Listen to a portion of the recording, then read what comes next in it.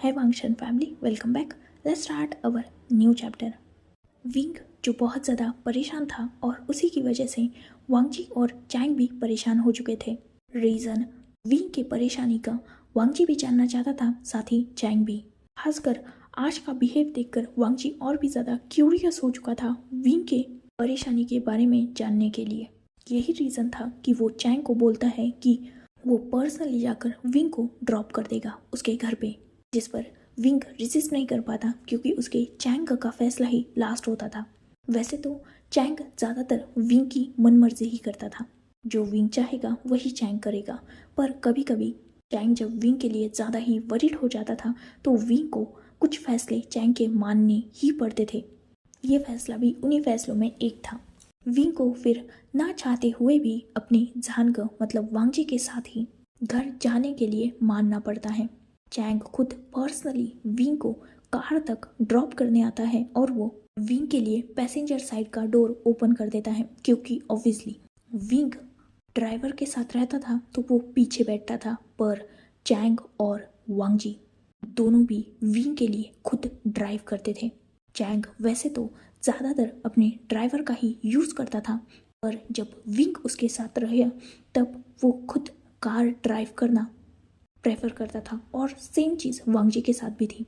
वांगजी भी अगर विंग साथ में रहा या फिर चैंग साथ में रहा तो गाड़ी खुद ड्राइव करता था। अनदर थिंग, वो भी ड्राइवर ही यूज़ करता था। ऑब्वियसली वांगजी जियांग फैमिली के लिए बिल्कुल उनकी फैमिली मेम्बर की तरह था। इनफैक्ट जियांग फैंगमियर और मैडम यू तो वांगजी को अपना बच्चा ही मानते थे, साथ ही सिचान को भी। और सिचान वांगजी का भी इस दुनिया में कोई नहीं था तो वो भी जियांग फैमिली को अपना ही मानते थे। वैसे भी जियांग फैमिली ने उन दोनों को बहुत कुछ दिया था, मदर फादर का प्यार, साथ ही चैंग वांगजी के लिए अपने बड़े भाई की तरह था। देखा जाए तो वांगजी और चैंग बिल्कुल अनाथ थे। उनके मदर फादर की एक एक्सीडेंट में डेथ हो चुकी थी और उसके बाद वो ऑर्फनेज में रहे थे। वांगजी अपनी इंटेलिजेंसी और होशियारी के दम पर स्कॉलरशिप पर कॉलेज में पढ़ने गया था और जहां वो चैंग से मिला। उन दोनों में दोस्ती हो गई और तब से लेकर आज तक वो साथ ही हैं। चैंग भी वांगजी की पूरी फैमिली बैकग्राउंड के बारे में जानता है, इसीलिए वो वांगजी पर ट्रस्ट भी करता है, क्योंकि ऑब्वियसली वांगजी की लाइफ में कोई ऐसा है ही नहीं जो परेशानी खड़ी कर सके। सिचैन से भी चैंग अच्छी तरीके से वाकिफ है, तो इन लोगों से चैंग को कोई भी खतरा नहीं है। वैसे भी आज तक चैंग ने वांगजी की ईमानदारी देख ली है। कितनी तो भी बार ऐसा भी हुआ है कि चैंग क्रिटिकल कंडीशन में था, उस पर बहुत बार अटैक भी हुआ, पर वांगजी कभी भी उसे छोड़कर नहीं भागा। इनफैक्ट वो खुद चैंग के सामने स्ट्रांगली खड़ा होता है। ऑब्वियसली चैंग ने भी ये पूरा बिजनेस अपनी मेहनत पर खड़ा किया है, जिसमें हर कदम पर वांगजी उसके साथ ही था। देखा जाए तो आज चैंग वांगजी पर जो यकीन करता है उसका बहुत बड़ा रीज़न ये भी है कि चैंग के अकेले की बस की नहीं थी इतनी बड़ी कॉरपोरेशन को संभालना, पर आज वांगजी की वजह से ही चैंग पूरी कॉरपोरेशन संभालता है। इनफैक्ट चैंग ने वांगजी के वर्क से खुश होकर उसे इस कॉरपोरेशन के 20% शेयर दे के रखे हैं और एक तरह से वांगजी खुद भी इस कॉरपोरेशन में 20% शेयर होल्डर है।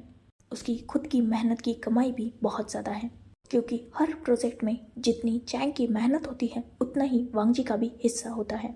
आज वांगजी जो भी कमा रहा है वो अपने भाई को उसकी एजुकेशन को लगा रहा है। साथ ही वांगजी के पास भी इनफ मनी है, क्योंकि ऑब्वियसली वो इतने बड़े कॉरपोरेशन का 20% शेयर होल्डर है। साथ ही उसकी सैलरी अलग और उसके एक्सपेंस वैसे भी ज़्यादा नहीं है, बस वो अपने भाई को पढ़ा रहा है एंड खुद के कुछ नॉर्मल खर्चे। बस उसने खुद का एक अलग फ्लैट लेके रखा है जिसमें वो रहता है। बस जियांग फैमिली के घर में उसका एक रूम है, इनफैक्ट सिचैन का भी है, पर वो वहाँ रेयरली जाते हैं। कुछ इवेंट हो या कुछ सेलिब्रेशन हो तब लेट हो जाए तो वहाँ रुकने के लिए। बाकी वांगजी अपने फ्लैट पे अकेला ही रहता है।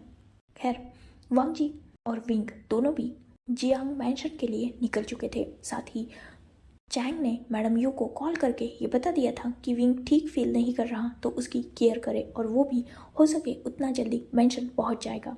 मैडम यू भी ये सुनकर वरीड हो चुकी थी, क्योंकि ऑब्वियसली वो भी अपने बेटे से बहुत ज़्यादा प्यार करती है, तो उन्हें भी टेंशन आएगा, पर वो चैंग को अश्योर कराती है और उसे उसके वर्क में ध्यान देने का बोलकर कॉल को डिस्कनेक्ट कर देती है। वही वांग जी जो कार में था और वो विंग की तरफ देख रहा था टाइम टू टाइम। विंग जो कार के बाहर देख रहा था वो पहले की तरह फिर से सैड हो चुका था। वांग जी विंग की तरफ देखता है और विंग को आवाज़ लगाता है। विंग को जब 2 बार भी वांग जी आवाज़ देता है और उसका कोई भी रिप्लाई नहीं पाता, तब वो विंग के आर्म को टच करता है। जैसे ही वांग जी ने विंग के आर्म को टच किया था, वो बिल्कुल फ्लिंच कर जाता है और वांग जी की तरफ देखने लगता है। वांग जी विंग की तरफ देखता है और अचानक कार के ब्रेक्स को लगा देता है, क्योंकि वांग जी भी डर चुका था अचानक विंग के ऐसे रिएक्ट से। वही वांग जी के पीछे जो कार्स थी बॉडीगार्ड्स की, वो भी रुक चुकी थी, क्योंकि ऑब्वियसली चैंग कहीं भी विंग को अकेला नहीं छोड़ता। वांग जी वरीडली विंग की तरफ देखते हुए कहता है, शियान क्या हुआ आपको, ऐसे डर क्यों गए? विंग तुरंत वांग जी की तरफ देखता है और कहता है, नहीं नहीं जानकर वो अचानक आपने टच किया ना, तो मैं बस अपनी सोच में था और थोड़ा डर गया, इसके अलावा कुछ नहीं। क्या हुआ, अपनी कार क्यों रोकी? इससे पहले कि वांग जी कुछ बोल पाता, अचानक वांग जी के साइड के डोर पर ग्लास पर नॉक होता है। वांग जी विंडशील्ड को नीचे करता है, तब गार्ड वांग जी की तरफ देखते हुए वरीडली कहता है, बॉस क्या कोई प्रॉब्लम है? हाँ, सारे गार्ड्स वांग जी को भी बॉस ही कहकर पुकारते थे। वांग जी उनकी तरफ देखता है और कहता है, नहीं कोई प्रॉब्लम नहीं है, चलो। वो गार्ड्स नोट करते हैं और वापस अपनी कार की तरफ निकल जाते हैं। वांग जी विंग की तरफ देखता है और कहता है, शियान क्या हुआ है आपको, ऐसे बिहेव क्यों कर रहे हो आप? विंग वांग जी की तरफ देखता है और कहता है, जानकर घर चलते हैं ना, मैंने कहा ना मुझे अच्छा नहीं लग रहा, प्लीज़ चलो ना जल्दी। वांग जी नोट करता है और वो फिर से ड्राइव कंटिन्यू करता है। उसके बाद वो विंग को तंग नहीं करता, पर वो विंग को टाइम टू टाइम नोटिस भी कर रहा था। वांग जी समझ चुका था कि प्रॉब्लम बहुत ज़्यादा मेजर है, तो अब वो भी डिसाइड करता है कि विंग के साथ जो कुछ भी हुआ वो पता ज़रूर लगाएगा। वांग जी विंग को घर छोड़ता है और मैडम यू के हाथ में विंग के हाथ को देते हुए वो मैडम यू को भी एक अश्योरिंग नोट करता है। मैडम यू भी वांग जी को नोट करती है और वो विंग को उसके रूम तक लेके जाती है। विंग बिल्कुल शांत था, आज उसने मुड़कर वांग जी की तरफ देखा भी नहीं था। वांग जी को ये बात थोड़ी अजीब तो लगती है, पर फिर भी वो समझ सकता था कि विंग ऑलरेडी परेशान है, इसीलिए वो कुछ नहीं बोलता और वहाँ से निकल जाता है। ऑब्वियसली ऑलरेडी उसे भी पता था और चैंग ने भी उसे पहले ही बताया था कि विंग उसके बर्थडे के बाद से ऐसा बिहेव करने लगा है। तो वांग जी विंग के बर्थडे से 7 दिन पहले से विंग की सारी एक्टिविटी के बारे में जानना स्टार्ट कर देता है। उसके कॉलेज में वो किससे मिलता है, वहाँ की सीसीटीवी फुटेज, कभी भी क्या वो अकेले कहीं गया हो, क्या उसे किसी ने गलत वे में टच किया है, क्या उसके साथ कुछ हुआ है, कोई विंग के साथ कुछ गलत कर चुका है, किसी चीज़ से वो विंग को ब्लैकमेल कर रहा है, कुछ है जो विंग को डरा रहा है। ये सारी चीज़ें अब वांग जी खुद इन्वेस्टिगेट कर रहा था। उसने विंग के साथ जितने भी गार्ड्स थे सबसे पहले उनसे ही पूछताछ की थी। विंग के गार्ड्स भी टाइम टू टाइम चेंज होते थे और वो ऐसे ही लोग होते हैं जो चैंग के बहुत ज़्यादा ट्रस्टवर्दी हो। उन सारे गार्ड से वांग जी सब कुछ पूछता है। वही चैंग जो ऑफिस का सारा वर्क अकेले संभाल रहा था, क्योंकि विंग की अलावा उसकी लाइफ में भी कोई इम्पोर्टेंट नहीं है और वांग जी ने चैंग को ये बता दिया था कि सच में विंग बहुत ज़्यादा ही डरा हुआ है, शायद कोई उसे सच में परेशान कर रहा है। तो वो सब कुछ पता कर रहा है, जिसे चैंग ने भी अलाउ कर दिया था। वांग जी विंग के सारे गार्ड से मिलता है, उन्हें भी धमकाता है। क्या उन लोगों में से किसी ने विंग के साथ कुछ गलत किया, पर ऐसा नहीं था, क्योंकि अक्सर उन गार्ड्स के कैमरास ऑन रहते थे और जिसमें विंग 24 आवर्स, मतलब जब भी वो गार्ड्स विंग के साथ रहेंगे, अक्सर विंग पर वो कैमरास फोकस रहते थे। उन कैमरास में भी विंग के साथ कुछ भी गलत हुआ ऐसे नज़र नहीं आया था। कॉलेज में भी वो कहीं भी अकेला नहीं गया सिवाय रेस्ट रूम के, और वो बाहर भी आया तो नॉर्मल ही लग रहा था। कहीं भी कुछ भी गलत नहीं था, कुछ भी सस्पिशियस नहीं था, ना कार्स की डैश कैम में, इवन कार के अंदर जो सीसीटीवी कैमरास इंक्लूड है, मतलब जो स्पाई कैमरा है, क्योंकि ऑब्वियसली सब गार्ड्स पर भी यकीन नहीं किया जा सकता। तो चैंग ने विंग के कार्स में बहुत सारे हिडन कैमरास लगा के रखे हैं, साथ ही वॉइस रिकॉर्डर भी, जिससे गार्ड्स भी विंग के साथ कुछ गलत ना कर पाए। ये बात विंग ऑलरेडी जानता है, पर कोई भी गार्ड नहीं जानता। साथ ही डैश कैम तो होते ही है कार्स में, तो हर तरह से विंग की इन्वेस्टिगेशन वांगजी कर रहा था। साथ ही विंग के कॉल्स भी वो जानने की कोशिश कर रहा था, क्या कोई मिस्टीरियस नंबर है, क्या कोई ऐसा इंसान जो विंग को फोर्सफुली कांटेक्ट करने की कोशिश कर रहा है। पर सब नॉर्मल था, कुछ भी सस्पिशियस नहीं था। पहले 7 दिनों में तो सब कुछ नॉर्मल था। अब विंग के बर्थडे के पार्टी का दिन का इन्वेस्टिगेशन वांगजी कर रहा था। उस दिन भी जियांग मैंशन में जितने भी कैमरास थे, वांगजी ने उन सब को चेक करना स्टार्ट कर दिया था। वही विंग इन सब चीज़ों से बेखबर अपने घर में था और सबको नॉर्मल दिखाने की कोशिश कर रहा था। चैंग जो अब विंग से कुछ भी पूछ नहीं रहा था, क्योंकि ऑब्वियसली वांगजी इन्वेस्टिगेशन कर रहा है तो वो पता लगा ही लेगा। चैंग जो पिछले 4 दिनों से बस विंग को कंसोल करने की कोशिश कर रहा था, इनफैक्ट वो खुद विंग के साथ रुकने की कोशिश कर रहा था। 4 दिन बीत चुके थे इन सारी इन्वेस्टिगेशन में और वांगजी दिन रात बस विंग के लिए वरीड था। इनफैक्ट वो 1-2 बार विंग से मिलने भी गया, पर विंग ने सेम रिएक्ट किया, तो वांगजी ने भी उसे ज़्यादा फोर्स नहीं किया और उसे ज़्यादा ना सोचने का बोलकर छोड़ दिया। विंग भी इस बात पर ज़्यादा कुछ रिएक्ट नहीं किया। ऐसे ही एक और दिन बीत जाता है। टोटल 5 दिन हो चुके थे, पर वांगजी के हाथ में अभी भी कुछ नहीं लगा था। वो हर एक चीज़ को बहुत बारीकी से स्टडी कर रहा था, उसे कुछ भी पता नहीं चल रहा था। इनफैक्ट उसने पार्टी वाली सारी वीडियोस को भी देख लिया था। जब तक वो पार्टी पूरी खत्म ना हो जाए तब तक वांगजी ने सब कुछ देखा था, पर उसे कुछ भी मिस्टीरियस नहीं लगा। विंग हैप्पी था, सबके साथ हैप्पीली बात कर रहा था। इनफैक्ट उस दिन फर्स्ट टाइम विंग ने चैंग को पूछकर ड्रिंक किया था। ये विंग का फर्स्ट टाइम था ड्रिंक एक्सपीरियंस, पर उसने ज़्यादा नहीं पी थी, बस 1 ग्लास, जिसे वो अच्छी तरीके से हैंडल भी कर चुका था, क्योंकि ऑब्वियसली वो वाइन थी और वाइन इतनी जल्दी चढ़ती नहीं है। अगर उसे ज़्यादा ना पिया जाए तो हाँ, थोड़ा नशा वगैरह मतलब चक्कर आना ये वो ठीक है, पर उसे ज़्यादा तकलीफ नहीं हुई थी। ये बात उन वीडियोस में से समझ में आ रही थी। पार्टी ख़त्म होने तक सारे वीडियोस नॉर्मल ही थे, तो वांगजी को उसमें भी कुछ नहीं मिलता। वांगजी जो समझ नहीं पा रहा था, वो आज फिर एक बार विंग से मिलने जाता है। विंग जो अभी फ़िलहाल तो नॉर्मल ही बिहेव कर रहा था, साथ ही अब वो थोड़ा मुस्कुराने में लगा था पहले की तरह, क्योंकि वो भी जानता था कि उसकी चैंग उस पर ऑलरेडी डाउट कर चुके हैं। फिर भी वो अपनी तरफ से 100% देने की कोशिश कर रहा था। वांगजी जो जियांग मैंशन में आया था और वो मैडम यू से मिला था। चैंग ऑलरेडी ऑफिस में था। वैसे भी वांगजी को विंग से बात करनी थी, इसीलिए वो मैडम यू की परमिशन लेकर सीधा विंग के रूम में चला जाता है। वैसे भी ये आफ्टरनून था और मैडम यू ने वांगजी को बताया था कि विंग अभी अभी अपने रूम में गया है। वो कहीं बाहर गया था और वहाँ से आ चुका है और अपने रूम में है। वांगजी नोट करता है और वो तुरंत विंग के रूम की तरफ निकल जाता है। वांगजी अभी विंग के रूम में पहुंचा ही था तब वो देखता है कि विंग के रूम का डोर ओपन ही है, तो वो बस पुश किया गया था, थोड़ा सा लॉक नहीं था बस। तो वांगजी सीधा विंग के रूम में एंटर कर जाता है और वो विंग को पीछे से आवाज़ लगाता है। विंग जो मिरर में देख रहा था, वो अचानक वांगजी की आवाज़ सुनकर वांगजी की तरफ मुड़ जाता है और जैसे ही वांगजी ने सामने देखा था, वो पूरी तरीके से शॉक हो चुका था। इवन विंग खुद भी बहुत ज़्यादा डर चुका था। वो तुरंत पलट जाता है और अपने शर्ट की बटन को लगाने लगता है। वांगजी तुरंत रूम में एंटर करता है और वो रूम के डोर को लॉक करता है। वांगजी विंग के पास जाता है और उसके शोल्डर पर हाथ रखता है। विंग जो मुड़ा हुआ था और वो अपनी शर्ट की बटन्स को जल्दबाजी में लगाने की कोशिश कर रहा था।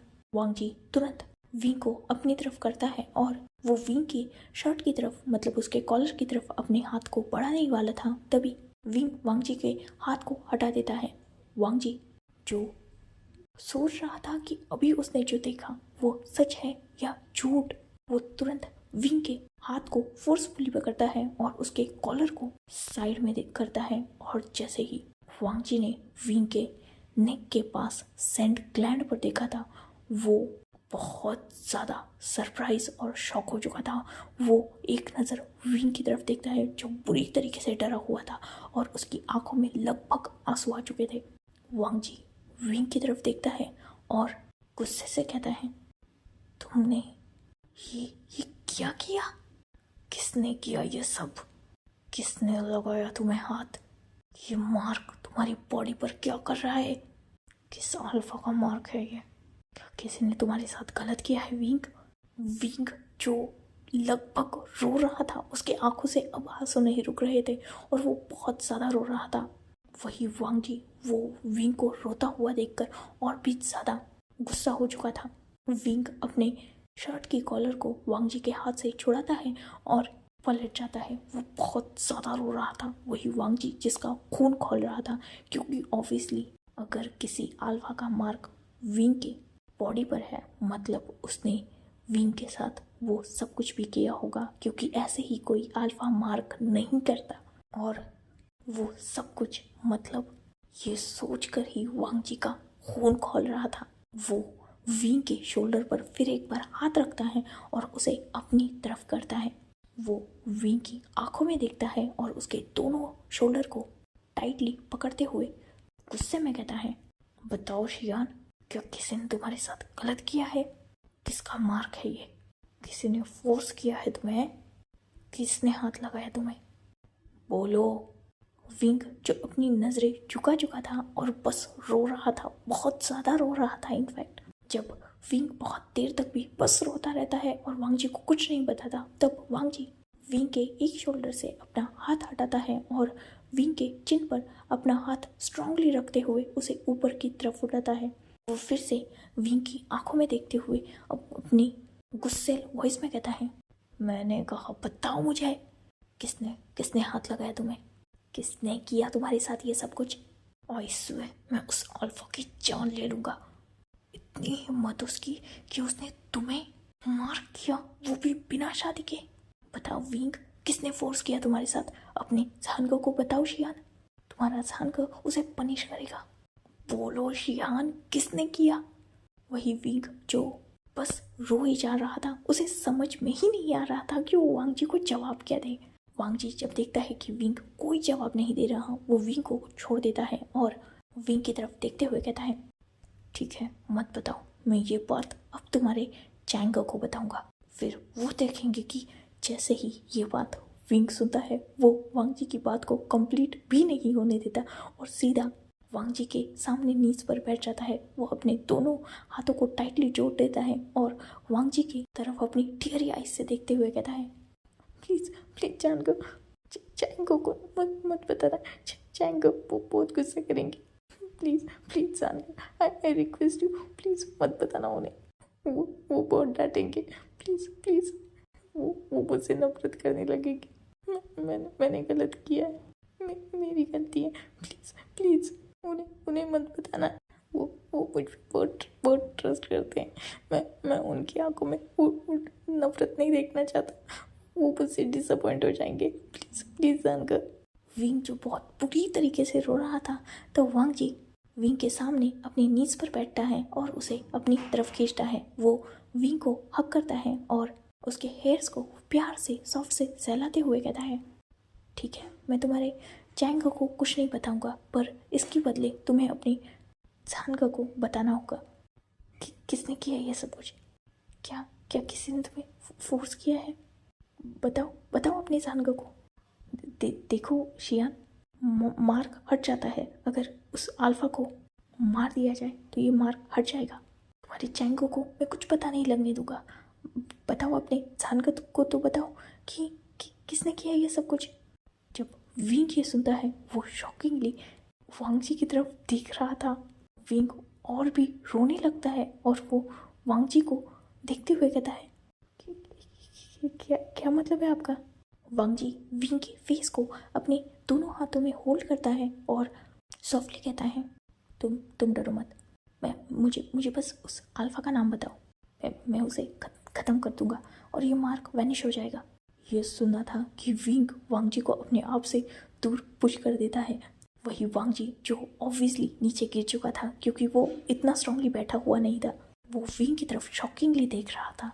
वांग जी तुरंत फिर से अपनी नीज पर बैठ जाता है और वो विंग की तरफ देखता है। वही विंग जो वांग जी के दूर होकर बैठ चुका था और वो वांग जी की तरफ देखते हुए कहता है, ये क्या बोल रहे हो? नहीं नहीं, हाँ आप किसी की जान कैसे ले सकते हो?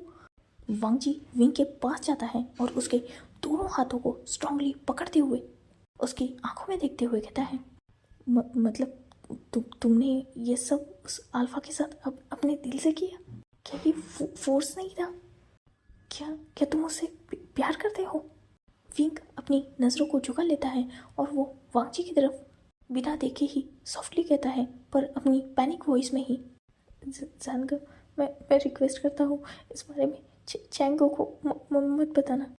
और रही बात उस अल्फा की, तो उसकी कोई गलती नहीं है, सब मेरी गलती है। प्लीज़ किसी को कुछ मत करना। मैं ऐसा नहीं चाहता कि मेरी वजह से किसी की जान जाए। वांग जी जब ये सुनता है वो गुस्सा हो चुका था। वो विंग के दोनों शोल्डर को टाइटली पकड़ते हुए अपने गुस्से भरी वॉइस में कहता है, कैसे कैसे छोड़ दूँ मैं उस अल्फा को? बताओ मुझे उस अल्फा का नाम। क्या प्यार करते हो तुम दोनों एक दूसरे से? तो शादी के लिए बोलना चाहिए था ना। ये सब शादी से पहले करने का क्या मतलब है? हो सकता है वो तुम्हारे पीछे सिर्फ तुम्हारी बॉडी के लिए पड़ा हो या फिर पैसे के लिए। भूल गए हो क्या तुम जियांग फैमिली के ओमेगा हो। बहुत से लोग तुम्हारे पीछे सिर्फ पैसों के लिए आएंगे। हो सकता है वो भी तुम उन्हीं में से कोई एक हो। पहले मुझे उस अल्फा का नाम बताओ, मैं उसकी सारी इन्वेस्टिगेशन करूँगा और अगर फिर वो सही रहा तो हम चैंग को बता देंगे, वो तुम दोनों की शादी करवा देगा। पर अगर वो किसी भी तरह से तुम्हारा हार्म चाहता है तो उसका मरना ही सही होगा। मैं अपने शियान की लाइफ में कोई भी ट्रबल नहीं चाहता। ऑलरेडी उस अल्फा ने बहुत बड़ी गलती करके रखी है। तो अब बताओ मुझे, डरो मत। तुम्हारे चैंग तुमसे बहुत प्यार करते हैं, वो तुम पर गुस्सा नहीं करेंगे। इनफैक्ट गलती उस अल्फा की है। क्या उसने तुम्हारे हीट में होने का फ़ायदा उठाया है? पर ऐसा नहीं हो सकता, तुम तो अपनी हीट में अक्सर घर में ही रहते हो। तो फिर ये सब किया किसने और कब किया? बताओ शियान, मुझे बताओ अपने जानका को, कुछ तो बोलो। विंग जो रो रहा था वो वांग जी के हाथों को अपने शोल्डर से रफली हटाते हुए वांग जी की तरफ देखते हुए कहता है, बस ये बात समझ लो कि उस अल्फा की कोई गलती नहीं है। गलती मेरी है। और रही बात इस मार्ग की, तो मैं देख लूँगा। वांग जी जब ये सुनता है वो विंग की तरफ गुस्से से देखते हुए कहता है, कैसे देखोगे? कैसे देखोगे?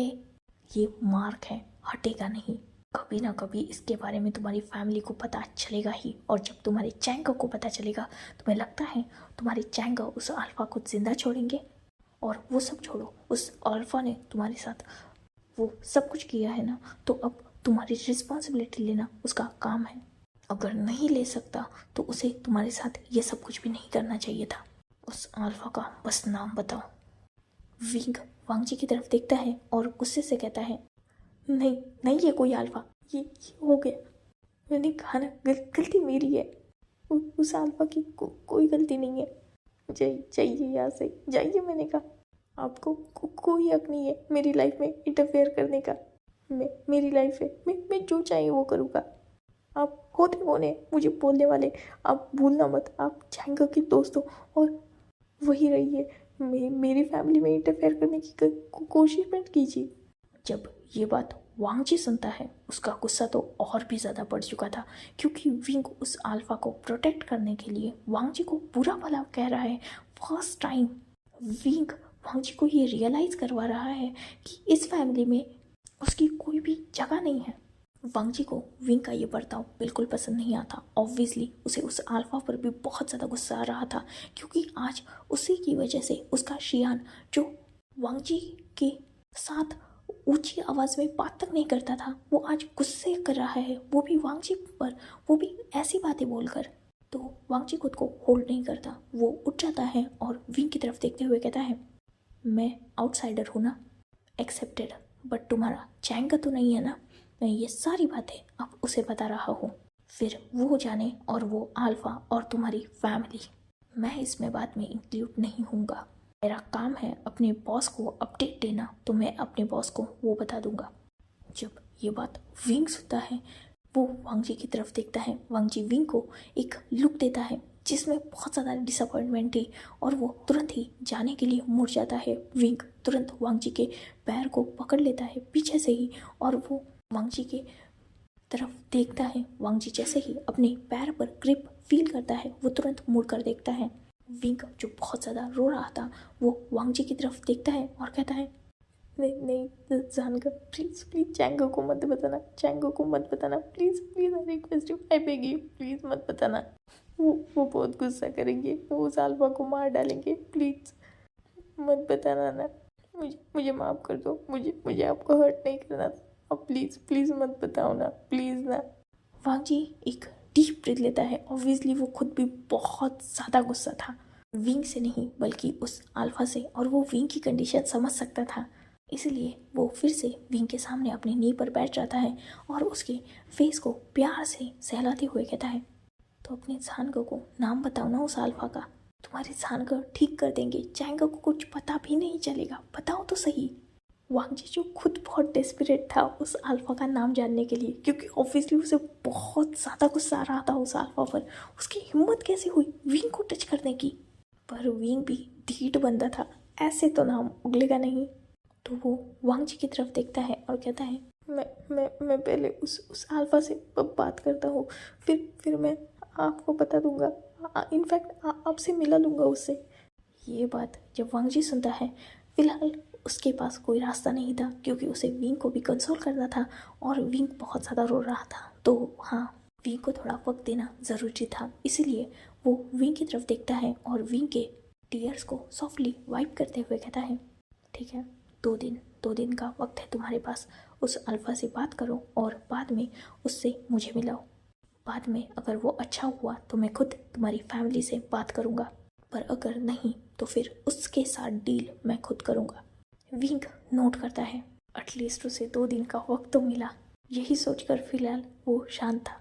वांग जी विंग को उठाता है और उसे बेड पर लेटा देता है। वो विंग के ऊपर कंबल करता है और विंग के फेस को अपने हैंकी से क्लीन करते हुए उसके फोरहेड पर किस करता है। वो विंग के फेस को सॉफ्टली करेज करते हुए कहता है, डोंट वरी, सो जाओ, तुम्हारी जान को तुम्हारे साथ है और वो तुम्हारे चैंगो को कुछ नहीं बताएंगे, बस उस अल्फा को मुझसे मिला देना। विंग नोट करता है और वांग जी विंग को अच्छी तरीके से कंबल से टक करके उसकी आइज़ पर हाथ रख देता है जिससे विंग अपनी आइज़ क्लोज कर ले। कुछ देर तक वांग जी वही विंग के साथ रुकता है और जब तक विंग सो नहीं जाता तब तक वो विंग को प्यार से सहलाते रहता है। पर विंग की आइज़ क्लोज करते ही वांग जी की आंखों में गुस्सा उतर आया था, क्योंकि ऑब्वियसली विंग उसके लिए बहुत स्पेशल है और किसी ने विंग को टच किया वो भी उस तरीके से, ये तो वांग जी को मंजूर ही नहीं। वांग जी ने तो आज तक विंग को किसी को ऐसे भी टच नहीं करने दिया, सिवाय उसकी फैमिली के विंग को कोई भी टच नहीं कर सकता। तो आज इतनी हिम्मत किस में आ गई कि उसने विंग को मार्क तक कर दिया, मतलब उसने विंग की बॉडी को बहुत अच्छी तरीके से टच किया होगा, उसने विंग की वर्जिनिटी ली है। तो वांग जी उसे आसानी से तो नहीं छोड़ेगा, चैंग की ज़रूरत ही नहीं है, वांग जी खुद ही उसका गला घोट देगा। ये तो वांग जी भी जानता था, इसीलिए वो विंग को सुलाकर वहाँ से निकल जाता है तुरंत अपने अपार्टमेंट में। वांग जी अपने गार्ड्स को, मतलब विंग के गार्ड्स को कॉल करता है और विंग के सारे दोस्तों की, उसके आसपास जो भी अल्फाज थे उनकी सारी हिस्ट्री निकालना स्टार्ट कर देता है। साथ ही वो अब हर सीसीटीवी को और भी ज़्यादा होशियारी से चेक कर रहा था, क्योंकि वो तो जानता था ना कि विंग के साथ ये सब कुछ किसी ने तो किया होगा। वांग जी देखते ही ये समझ चुका था कि वो मार्क अभी अभी किया गया है, मतलब हाल फिलहाल में। अचानक वांग जी के दिमाग में एक बात हिट होती है, विंग बर्थडे के बाद से अजीब बिहेव करने लगा है, मतलब बर्थडे के दिन शायद कुछ हुआ था। वांग जी को ये बात अभी याद आई ही थी, तभी उसे दूसरी बात भी याद आ जाती है। चैंग ने कहा था कि बर्थडे के बाद विंग गिर गया था और उसके पैर में चोट लगी थी और डॉक्टर को बुलाने के लिए विंग ने मना कर दिया था। मतलब या तो बर्थडे वाली नाइट में या तो उसके नेक्स्ट डे कुछ तो भी हुआ होगा, क्योंकि ऑलरेडी पार्टी की तो सारी फुटेज वांग जी ने अच्छी तरीके से चेक की है जिसमें विंग बिल्कुल नॉर्मल है। तो अब वांग जी विंग के बर्थडे की नाइट का फुटेज देखने लगता है जो वांग जी ने नहीं देखा था। ऑब्वियसली नाइट है तो सब सोए हुए होंगे, तो वांग जी ने वो फुटेज स्किप कर दी थी। पर अब वांग जी वही फुटेज ठीक से चेक कर रहा था। वांग जी जैसे जैसे उस फुटेज को देख रहा था, पहले तो वो कंफ्यूज था और बाद में वो शॉक हो चुका था। इतना ज़्यादा शॉक कि वो जिस काउच पर बैठा हुआ था वहीं पर वो लीन हो चुका था। उसके हाथ पांव ठंडे गिर चुके थे और वो पूरी तरीके से ब्लैंक हो चुका था। उसे कुछ भी समझ नहीं आ रहा था। जो वो देख रहा है वो सच भी है। वो फुटेज 4 बार रिवाइंड करके देख रहा था। ये नहीं होना चाहिए था, ये बिल्कुल नहीं होना चाहिए था। वांग जी जब वो सारी फुटेज ठीक से देख लेता है तब वो टेंशन में आ चुका था। फिलहाल वो खुद को संभाल रहा था, क्योंकि अगर जो उसने देखा वो सच है तो ये बहुत टेंशन की बात है। खैर वो रात तो बीत जाती है, वांग जी जो एक पल के लिए भी नहीं सोया था। वही दूसरी तरफ वांग जी विंग को आफ्टरनून में सुला के गया था। उसके बाद विंग उठ चुका था। उसने अपनी फैमिली के साथ नॉर्मली टाइम स्पेंड किया और वो फिर से जाकर सो गया। पर देखा जाए तो उसे भी टेंशन में नींद नहीं आ रही थी, क्योंकि उसे वांग जी के सामने उस अल्फा को ले जाना था जिसने उसे मार किया है। खैर जैसे तैसे करके वो सो जाता है। नेक्स्ट डे विंग फिर से अपने कॉलेज में जाता है, अपने दोस्तों से मिलता है और इस बार वो अपने दोस्त की किसी चीज़ में हेल्प लेता है। जैसे तैसे करके वो काम कंप्लीट करता है और घर पे आता है। ऐसे ही वो पूरा दिन निकल जाता है और नेक्स्ट डे भी विंग जैसे तैसे करके गुजार देता है। आज थर्ड डे था और फाइनली वांग जी के सामने विंग को उस अल्फा को लेके जाना था जो विंग का मार्क का ओनर है। वांग जी जो आज खुद विंग के घर आया था, वो पहले चैंग से मिलने गया। वो बहुत सुबह ही आ चुका था। चैंग अभी ब्रेकफास्ट टेबल पे था और वो विंग को खिला ही रहा था, तभी वांग जी आया था। वांग जी चैंग को देखता है और चैंग की तरफ देखते हुए कहता है, बॉस मुझे आपसे बात करनी है। चैंग तुरंत नोट करता है और वो सब ब्रेकफास्ट ख़त्म करते हैं। वांग जी चैंग के रूम में जाता है और वो दोनों भी कुछ बात करते हैं। चैंग नोट करता है और वो बाहर आता है वांग जी को लेकर। चैंग वांग जी की तरफ एक नज़र देखता है और बाद में वो विंग की तरफ देखते हुए कहता है, आशियान। विंग तुरंत चैंग के पास जाता है। वो वांग जी से अभी भी डर रहा था, क्योंकि उसे टेंशन आया था जब वांग जी ने ये कहा था कि उसे चैंग से बात करनी है। पर जिस तरीके से फ़िलहाल चैंग का आवाज़ था उससे विंग समझ चुका था कि वांग जी ने कुछ बताया नहीं है। तो वो एक रिलीफ की ब्रेथ लेता है और चैंग के पास जाता है। चैंग अपने ब्रदर के हेयर्स पर प्यार से रफल करते हुए कहता है, एक काम करो, तुम आज वांग जी के साथ जाओ। वैसे भी बहुत दिन हो गए तुम कहीं घूमने नहीं गए। वांग जी तुम्हें बाहर लेके जाएगा और तुम्हें अच्छा लगेगा। You feel fresh. Okay, afternoon तक या इवनिंग तक मैं तुम्हें पिक करने आ जाऊँगा, ठीक है? वैसे भी बहुत दिनों से मेरा भाई कहीं घूमने नहीं गया और बहुत अपसेट भी लग रहा है, तो तुम्हारा मूड फ्रेश हो जाएगा।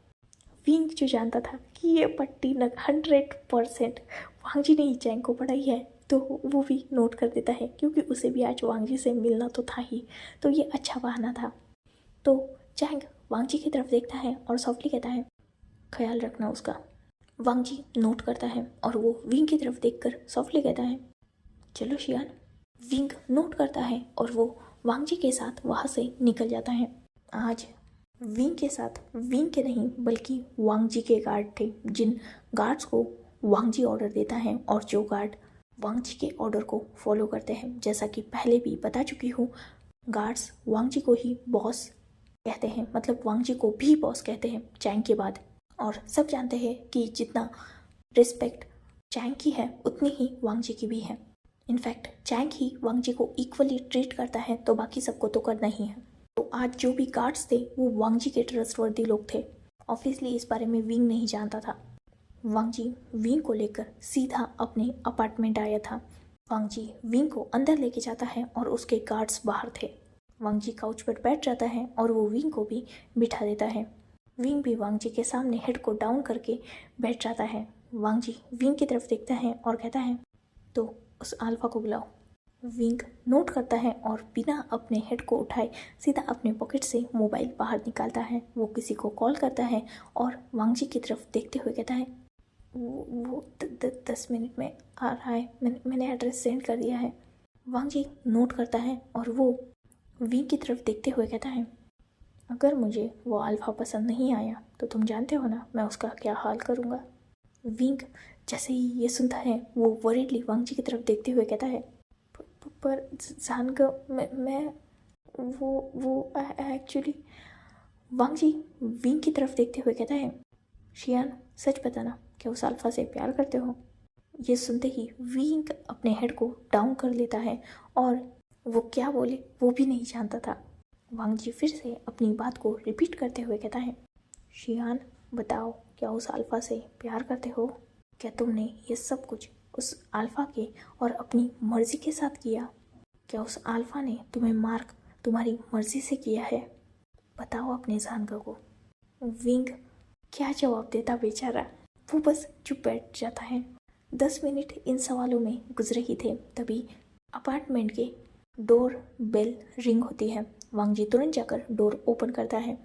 गार्ड एक अल्फ़ा के साथ वहाँ खड़ा था।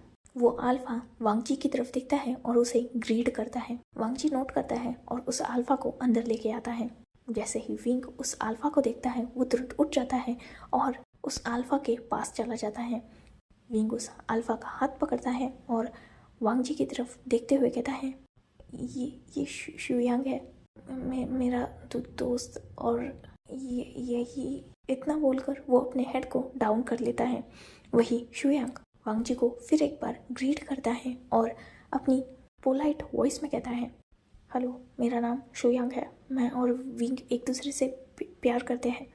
शुयांग जिसकी खुद की हवा टाइट थी क्योंकि ऑब्वियसली सामने एक स्ट्रॉन्ग और डोमिनेटेड अल्फ़ा है और वांगजी और चैंग का पागलपन पूरी दुनिया जानती है। खासकर चैंग से तो सबकी फटती है क्योंकि वो सच में यार वो विंग को लेकर बहुत ज़्यादा पॉजिटिव है और अगर गलती से भी ये बात चैंग तक पहुंच गई तो चैंग तो क्या ही करेगा। और लान वांगजी चैंग का सबसे भरोसेमंद इंसान है। वांगजी ये बात चैंग को नहीं बताएगा, ये शायद ही होगा। तो हाँ, सबकी हवा टाइट थी इंक्लूडिंग विंग। वांगजी जाकर काउच पर बैठ जाता है और वो उस अल्फ़ा की तरफ और विंग की तरफ देख रहा था। वो अल्फ़ा जिसने खुद अपने हेड को डाउन करके रखा था, वही विंग, वो तो बुरी तरीके से डरा हुआ था, उसने भी अपने हेड को डाउन करके रखा था।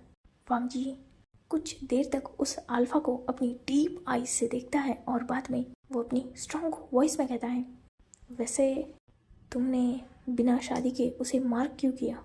तुम जानते हो ना उसका भाई कौन है। ये सुनते ही वो अल्फ़ा लिटरली काँप रहा था, मतलब शुयांग, और वो फिर भी हिम्मत करके अपने हेड को ऊपर करता है और वांगजी की तरफ देखते हुए कहता है, वो एक्चुअली मैं रट में था ना, तो वो गलती से ये सब हो गया। मेरा इंटेंशन ऐसा कुछ था नहीं, पर मेरी रट की वजह से वो हो गया। प्लीज़ हम दोनों को माफ़ कर दीजिए। इतना बोलकर शुयांग सीधा वांगजी के सामने अपनी नीज़ पर बैठ जाता है। वांगजी जो अब तक काउच पर लीन था वो थोड़ा आगे हो जाता है। वो शुयांग की तरफ अपनी नैरो आइज करते हुए कहता है, उस मार्क के ओनर तुम हो, एक बात पूछे तुमसे। शुयांग नोट करता है। वांगजी शुयांग की तरफ देखता है और अपनी कोल्ड वॉइस में कहता है, विंग की बॉडी पर और कहीं भी कोई मार्क है। ये सुनते ही विंग जिसका हेड ऊपर था वो एक ही झटके में वांगजी की तरफ देखता है। वही शुयांग तो खुद शौक था और वो भी वांगजी की तरफ देख रहा था। वांगजी अपने आप को फिर से काउच पर लीन करता है और शुयांग की तरफ देखते हुए कहता है, तुम दोनों ने वो सब किया है ना, तो तुमने तो विंग को पूरा देखा होगा, तो बताओ मुझे विंग की बॉडी पर कहीं पर भी कोई और मार्क है। ये सुना था कि विंग वांगजी की तरफ अपने कदमों को बढ़ाता है और गुस्से से कहता है, को ये क्या बकवास बोल रहे हैं आप, ये क्या। इससे पहले कि विंग आगे का वर्ड बोल पाता, वांगजी तुरंत अपने हाथ को ऊपर करता है और विंग को चुप होने का इशारा कर देता है। वांगजी जिसने विंग को बस इशारा किया था पर अभी भी उसकी नज़र शुयांग की तरफ थी जो बुरी तरीके से काँप रहा था। वांग जी खड़ा हो जाता है और वो शुयांग के बिल्कुल सामने अपने कदमों को रोकता है। वो शुयांग की तरफ देखता है और शुयांग ने अपनी नज़रें नीचे झुका के रखी थी, वो अभी भी अपनी नीज पर था। वांग जी फिर से अपनी कोल्ड वॉइस में कहता है, बताओ मुझे, क्या विंग की बॉडी पर और कहीं मार्क है? तुमने उसके साथ नाइट स्पेंड की है ना, अपनी रट बिताई है, तो पता तो होगा ना तुम्हें उसकी बॉडी पर कहाँ मार्क है। मुझे वो मार्क बताओ। विंग जो अब खुद को होल्ड नहीं करता, वो तुरंत वांग जी के पास आता है और वांग जी के आर्म को पकड़ के उसे अपनी तरफ करता है। वो वांग जी की कॉलर को पकड़ता है और उसकी तरफ गुस्से से देखते हुए कहता है, सांगो, आप मेरी इंसल्ट कर रहे हो, ये गलत है। ये क्या सवाल हुआ? वांग जी जो बिल्कुल नॉर्मल था, वो विंग की तरफ देखता है और कहता है, क्या सवाल हुआ, क्या मतलब है? मैं इससे जस्ट पूछ रहा हूँ, क्या ये तुम्हारी बॉडी पर कहाँ मार्क है ये मुझे बता नहीं सकता? कहीं तो होगा ना तुम्हारी बॉडी पर बर्थ मार्क होगा, जैसे तुम्हारे फेस पर ये लिप्स के नीचे ये तुम्हारा बर्थ मार्क है ना, वैसे तुम्हारी बॉडी पर कहीं और भी बर्थ मार्क तो होगा। ये मुझे उसके बारे में ही बता दे, मैं इसे छोड़ दूँगा। कोई बड़ा सवाल नहीं है ये। और रही बात इंसल्ट की, तो मैं तुम्हारी इंसल्ट नहीं कर रहा, मैं बस इससे पूछ रहा हूँ। वैसे भी यहाँ हम तीनों के अलावा कोई नहीं है, इसने ऑलरेडी तुम्हें पूरा देखा हुआ है। अगर तुमने जैसे कहा ये मार्क कर चुका है ना तुम्हें, तो इसने देखा तो होगा तुम्हें। तो बताए मुझे कि तुम्हारी बॉडी पर और कहाँ मार्क है। मैं तो तुम्हें बचपन से जानता हूँ, सॉरी बचपन से नहीं, मतलब मैं तो तुम्हें बहुत पहले से जानता हूँ, तो ऑलरेडी मैं तो तुम्हारे बारे में सब कुछ जानता हूँ, तो ये मुझे तुम्हारे बारे में पता तो सकता ही है ना उतना। जब विंग ये बात सुनता है उसे बहुत बुरा लग रहा था, ऑब्वियसली ये इंसल्ट थी, पर वांग जी उसे कितना कैजुअली बोल रहा है। विंग वांग जी की तरफ गुस्से से देखते हुए कहता है, सांग, आप मेरी इंसल्ट कर रहे हो, ये बात आप समझ रहे हो ना, आप अपने शियान की इंसल्ट कर रहे हो। वांग जी विंग के हाथ को अपनी कॉलर पे से रफली हटाता है और उसे पीछे की तरफ पुश करता है। वो शुयांग की कॉलर को पकड़ता है और उसे अपने पैरों पर खड़ा करता है और शुयांग की तरफ गुस्से से देखते हुए कहता है, कुछ पूछा है मैंने तुम्हें, आंसर दो मुझे, क्या उसकी बॉडी पर कहीं और मार्क है, और अगर है तो कहाँ है? शुयांग जिसे कुछ भी समझ नहीं आ रहा था, तो वो बिना सोचे समझे, बिना वांग जी की तरफ देख के एक ही सांस में बोल देता है, विंग के बैक पर एक ब्यूटी स्पॉट है। जब ये बात वांग जी सुनता है, वो शुयांग को बहुत जोर से हिट करता है। सीधा शुयांग जमीन पर था और उसके मुंह से खून निकला था। वांग जी ने इतनी तबीयत से मारा था उसे। विंग ये सब देखकर पूरा कांप चुका था, क्योंकि शुयांग को सच में पड़ी बहुत जोर से थी। इससे पहले कि वांग जी शुयांग को फिर से मार पाता, विंग तुरंत वांग जी और शुयांग के बीच में आ जाता है। वो शुयांग को पकड़ता है और वांग जी की तरफ गुस्से से देखते हुए कहता है, इंसान का बता दिया ना उसने, आपको वही जानना था ना, तो ठीक है, अब क्या प्रूफ करवाना चाहते हो मुझसे? क्या मैं शर्ट उतार के बताऊँ आपको? वांग जी जब ये सुनता है, वो और भी ज़्यादा गुस्सा हो चुका था। वो विंग के आर्म को पकड़ता है और उसे अपनी तरफ खींच लेता है। साथ ही वांग जी अपने गार्ड्स को अंदर आवाज़ देता है।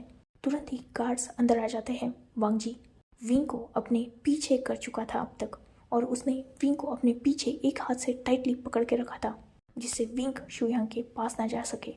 वांग जी गार्ड्स की तरफ देखता है और गुस्से से कहता है, इस अल्फा को लेके जाओ। वो गार्ड्स तुरंत नोट करते हैं और शुयांग को उठाकर वहाँ से घसीटते हुए बाहर की तरफ ले जाने लगते हैं। वही विंग जब शुयांग के पीछे जाने की कोशिश कर रहा था, तब वांग जी ने विंग के आर्म को बहुत टाइटली पकड़ लिया था, और विंग जो रो रहा था और वांग जी को छोड़ने के लिए बोल रहा था, साथ ही उन गार्ड्स को भी शुयांग को छोड़ने के लिए बोल रहा था, पर गार्ड्स तो वांग जी के थे, वो वांग जी की ही बात मानेंगे। फाइनली गार्ड्स वांग जी के वांग जी के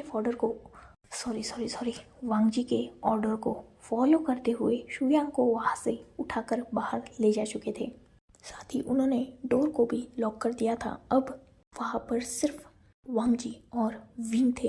पूरी तरीके से सन्नाटा छा चुका था और बस विंग की सिसकियाँ वहाँ गूंज रही थी।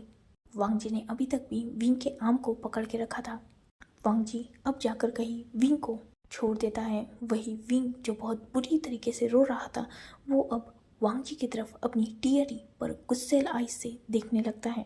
विंग वांगजी की कॉलर को पकड़ता है और उसे शेक करते हुए कहता है, सांग, ये आपने सही नहीं किया। पहले तो आपने मेरी इंसल्ट की और बाद में उसे मारा। और अपने गार्ड्स को बोलो उसे छोड़ने के लिए।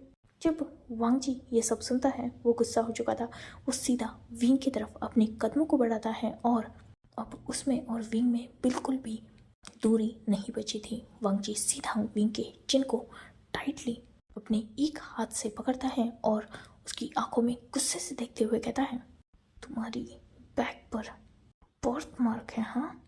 विंग जब यह सुनता है, उसे और भी ज़्यादा गुस्सा आ रहा था। वो वांगजी को अपनी फुल फोर्स से पीछे की तरफ पुश करता है और वांगजी की तरफ गुस्से से देखते हुए कहता है, क्या चाहते हैं ज़रगा? क्या चाहते हैं आप मुझसे? अपनी शर्ट उतर के बताओ आपको कि मेरी बॉडी पर कहाँ मार्क है। इतनी इंसल्ट कर रहे हैं आप मेरी।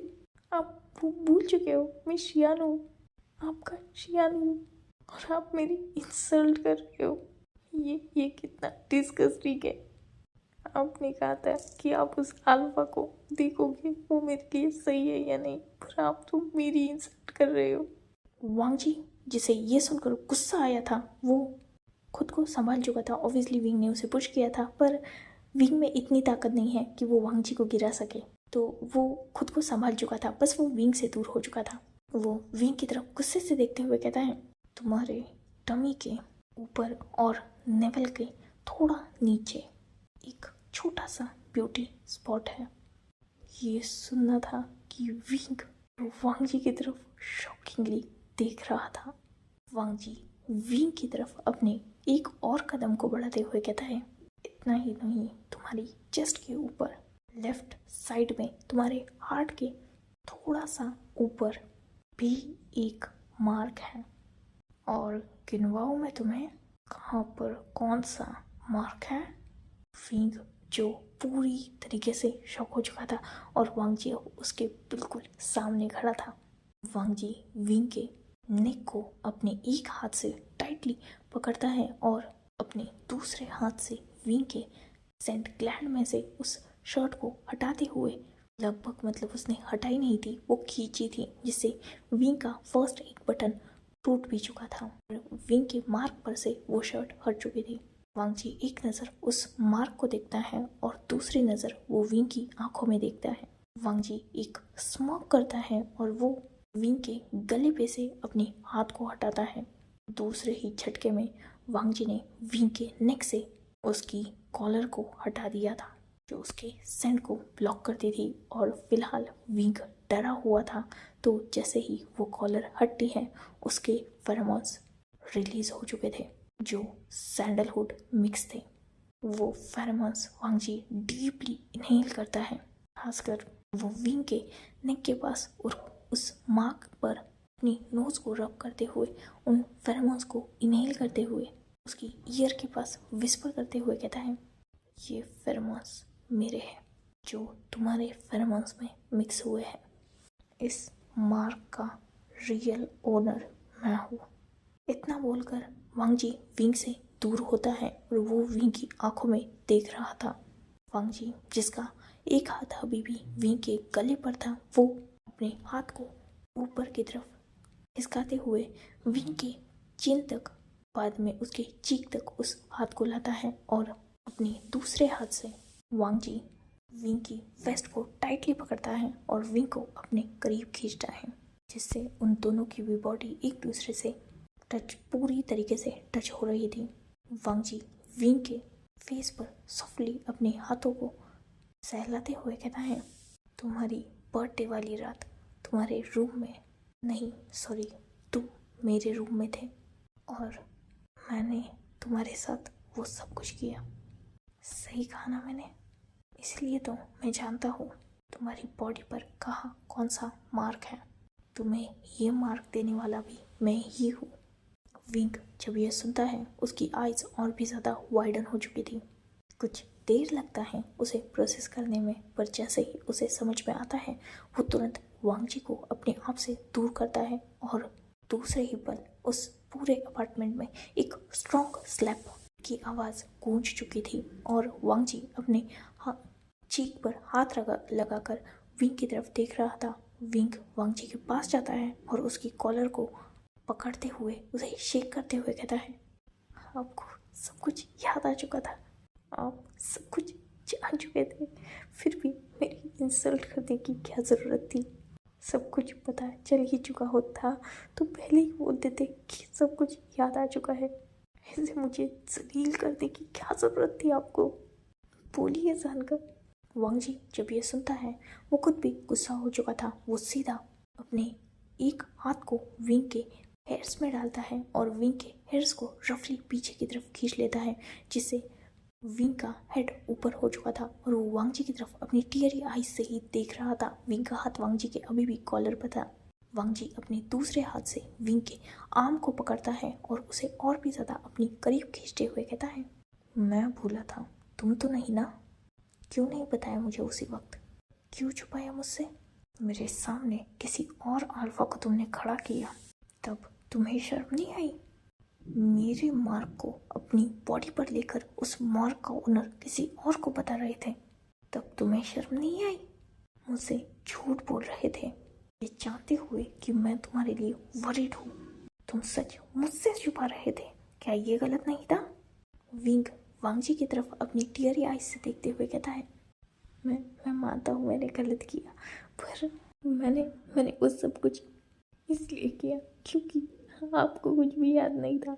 मैं बस आपको गिल्टी फील नहीं करवाना चाहता था, जिस वजह से मैंने ये सब कुछ किया। पर आपने मेरे साथ गलत किया। आपको बता देना चाहिए था कि आपको सब कुछ याद आ चुका है। आप बुरे हो जानकर, आप बहुत बुरे हो। I hate you, I hate you. आप बहुत गंदे हो। आपने अपनी शियान की बेइज्जती की, उसकी इंसल्ट की। विंग जो बहुत बुरी तरीके से रो रहा था, वही वांग जी को भी अब खुद पर कंट्रोल नहीं होता। वो विंग को अपने पास करता है और उसे टाइटली हग कर लेता है। So enough for today. Let's take a break. Next chapter in next video. If you like my explanation, like, comment and subscribe my channel. Hopefully you all are enjoying this journey. Goodbye. Take care. Enjoy your beautiful life.